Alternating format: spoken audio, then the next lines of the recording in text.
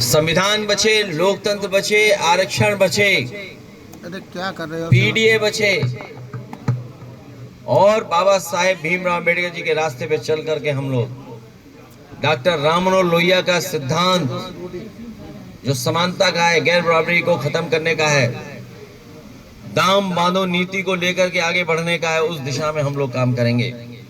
और नेताजी ने जो रास्ता दिखाया है विकास का और संघर्ष का, उसको लेकर के भविष्य में समाजवादी सरकार बनने जा रही है। इसीलिए भाजपाई लोग घबराए हुए हैं, इतने घबराए हुए हैं कि अब उनके मुंह से विकास के अलावा विनाश ही निकल रहा है।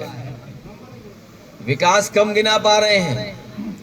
अच्छा, विकास गिनाने निकलते हैं तो गलती से समाजवादियों का ही विकास बता देते हैं। तो इसलिए विकास उनके एजेंडे में ही नहीं है, नौकरी उनके एजेंडे में नहीं है, उनके एजेंडे में रोजगार नहीं है, किसान कभी इनके एजेंडे में नहीं रहा। और किसान अगर इनके एजेंडे में होता तो हमारा आलू पैदा करने वाला किसान और कोल्ड स्टोर चलाने वाले कारोबारी लोगों को नुकसान नहीं होता, उनको लाभ पहुंचता। आलू को खरीदने का वादा किया था, 1 किलो भी आलू नहीं खरीदा इन्होंने, मंडी को चौपट कर दिया। और किसानों के लिए एक्सीलेंस सेंटर बनाए गए थे जहां उन्हें बीज और अन्य चीजें उपलब्ध हो रही थीं। नए जमाने की सब्जियां, नए जमाने की टेक्नोलॉजी के साथ उन्हें लाभ पहुंचता, उसको भी इन्होंने बर्बाद कर दिया। देश का सबसे मॉडर्न काउ मिल्क प्लांट लगा, वो भी बंद कर दिया। कार्डियोलॉजी डिपार्टमेंट का पता नहीं क्या हो रहा है, कैंसर इंस्टीट्यूट के साथ साथ यहाँ कैंसर का इलाज होता है, वो पता ही नहीं क्या हो रहा उसका। पैरामेडिकल बर्बाद कर दिया। इन बर्बाद करने वालों को समाजवादी पार्टी के लोग मिलकर के वोट से हराने का काम आने वाले समय में करेंगे। और बर्बाद करते करते इन्होंने आगरा लखनऊ एक्सप्रेस वे भी बर्बाद कर दिया है, उसका भी मेंटेनेंस नहीं कर रहे हैं लोग।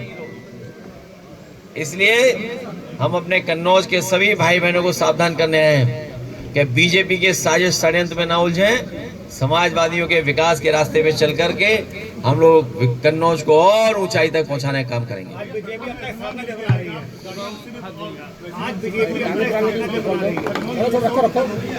भारतीय जनता पार्टी वो दल है जिन्होंने कभी भारत का झंडा नहीं अपनाया। उनकी मदर पार्टी, उनके संगी साथी अनरजिस्टर्ड अंडरग्राउंड लोगों ने कभी भारत का झंडा स्वीकार नहीं किया था। पहली बार जब भारतीय जनता पार्टी का गठन हुआ उस समय जयप्रकाश जी को अपने मंच में स्थान दिया था। कभी भी इन्होंने समाजवादी सिद्धांत को अपनाया नहीं। ये गैर बराबरी हर स्तर पर चाहते हैं लोग अनपढ़ रहें, पढ़े लिखे न हो, रूढ़िवादी रहें, प्रोग्रेसिव न हो, नकारात्मक इनकी सोच रही है।